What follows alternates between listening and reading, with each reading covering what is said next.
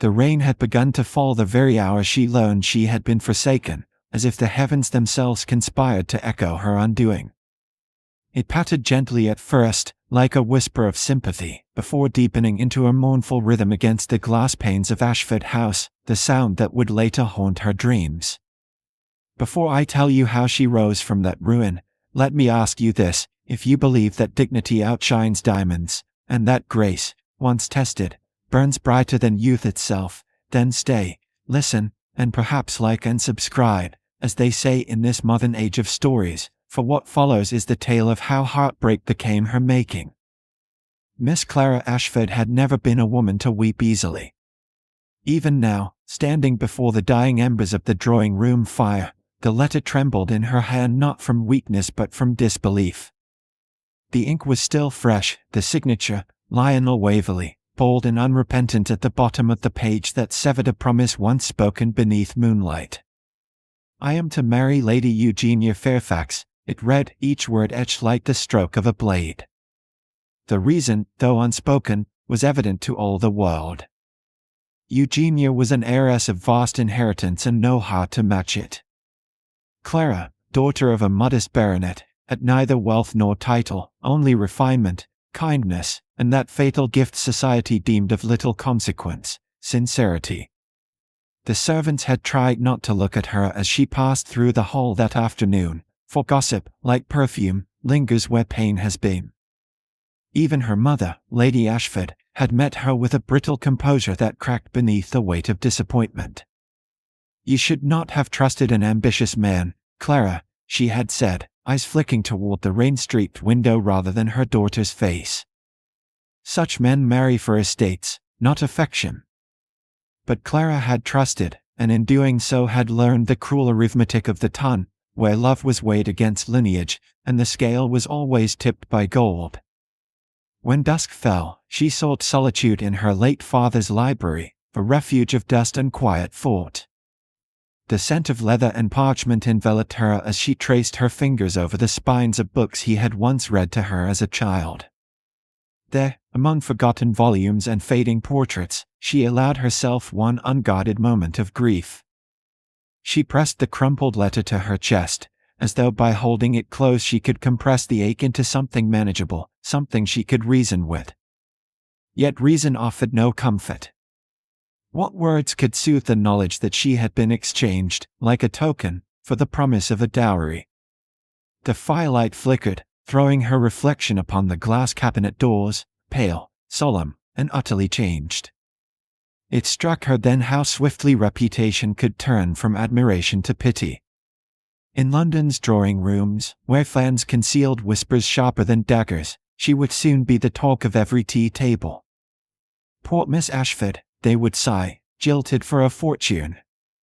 And so she made her first decision of courage that night. She would not flee to the countryside as her mother urged, nor hide behind fainting couches uninvented ailments. She would remain in London, not as the abandoned fiancé but as a woman who had survived disappointment with dignity intact. Her resolution was tested sooner than she expected. Invitations still arrived, out of habit more than intention, and she accepted them with a composure that astonished even herself. It was at the Duchess of Greyston's winter ball, mere weeks after Lionel's engagement was announced in the Gazette, that fate, in its quiet mischief, chose to intervene. The ballroom shimmered with candlelight reflected in 1,000 crystal facets, a galaxy of silk and jewels swirling beneath the golden chandeliers. Clara entered alone, her gown of ivory satin unadorned save for a single sapphire pin that had belonged to her grandmother. Simplicity was her armor, and she wore it well. The moment she stepped into the room, the murmur began, a ripple through silk and lace. Eyes turned, not in admiration, but in calculation. The women pitied her, the men, intrigued by scandal, measured how near they might stand without endangering their own respectability. Clara ignored them all, lifting her chin with quiet defiance. She moved among the crowd with the ease of one who had decided that invisibility was a choice, not a curse. It was while retreating from the crush near the orchestra that she collided, quite literally, with a man of formidable bearing. "My apologies," she began, steadying herself. But when her eyes met his, her words faltered. The stranger before her was tall, dark-haired, and possessed of a gaze so steady it felt like judgment rendered in silence. "No apology is needed," he said, his voice deep and tempered with the faintest trace of amusement. "Though I feel I may have startled you." He had not startled her, he had unmoored her. There was something in his eyes, grey and distant as stormlight, that seemed to look past the room, past her composure, to the truth beneath. A gentleman nearby hastened to make introductions, His Grace, the Duke of Ravensbury. The name sent a subtle tremor through the assembly, for the Duke was known less for his fortune, which was immense, than for his indifference to company. He bowed slightly, and she curtsied in turn, the gesture formal, yet in that brief exchange, something intangible passed between them, recognition, perhaps, or curiosity sharpened by solitude. The music swelled, violins sweeping through the air like silk unfurling, and the Duke, without hesitation, extended his hand. "Miss Ashford, would you honor me with this dance?" The room seemed to hush, every eye turning toward them. She could have refused, should have refused, but some unseen current drew her forward. "With pleasure, Your Grace," she replied, her voice steady though her heart raced. As they moved across the polished floor, the whispers resumed, swelling like a distant storm. The Duke of Ravensbury, dancing with the jilted Miss Ashford. Yet to Clara, the world had narrowed to the cadence of the music and the steady strength of the hand guiding hers. The Duke's gaze did not waver, nor did his tone when he said quietly, "They will speak of this tomorrow." "Let them," she answered, her voice low but sure. And somewhere beyond the chandeliers, beyond the reach of gossip and regret, destiny paused to take notice. Morning found London grey and restless, its streets humming with the gossip that blooms best in cold weather. Everywhere, people spoke of the same thing: the Duke of Ravensbury had danced twice with the forsaken Miss Clara Ashford.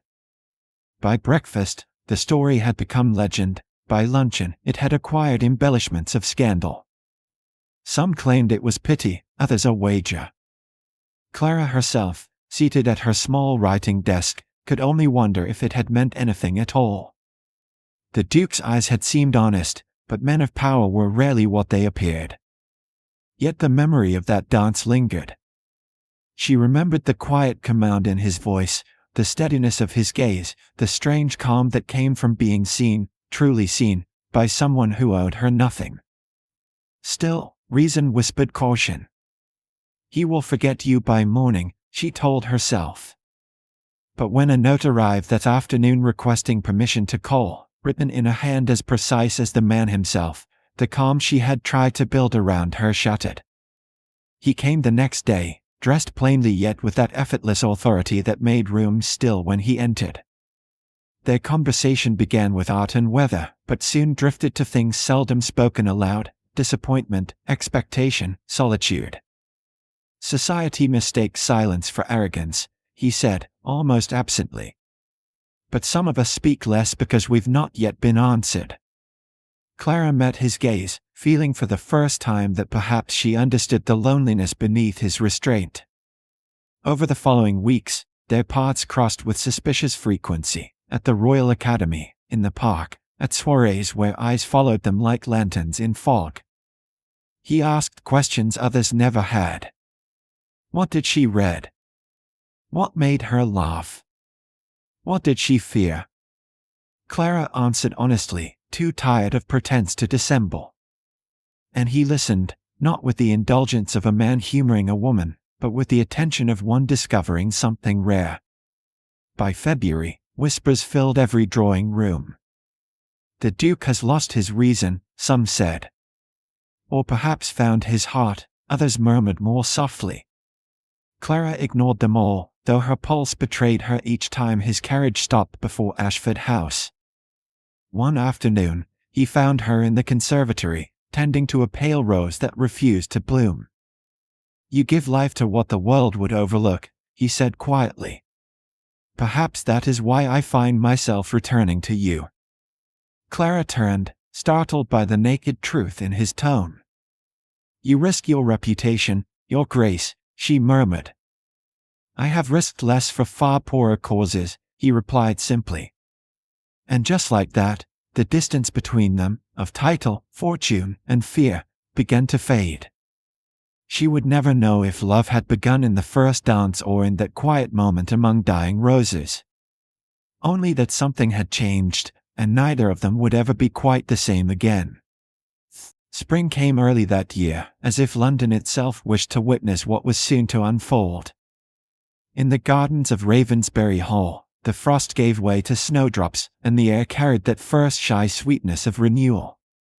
Clara Ashford arrived beneath a sky the color of pearl, her heart balanced uneasily between disbelief and wonder.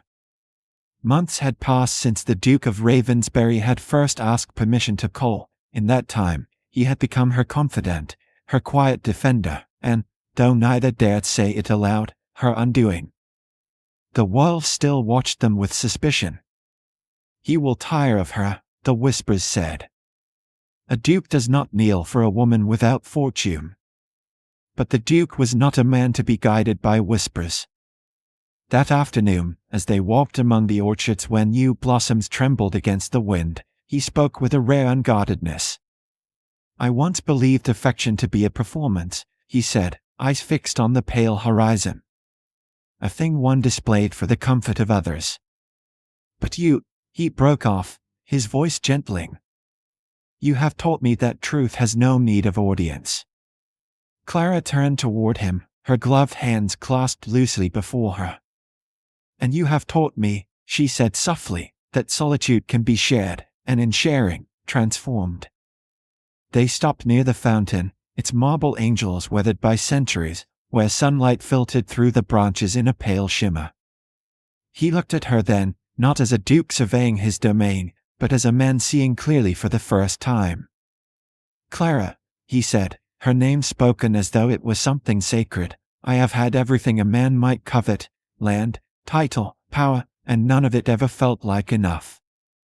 Until you." Then, to her utter astonishment, he sank to one knee upon the damp grass, heedless of the fine cloth that would surely stain. The gesture, so simple and yet so profound, stole the breath from her lungs. The Duke of Ravensbury, England's untouchable paragon, knelt before her as though before an altar.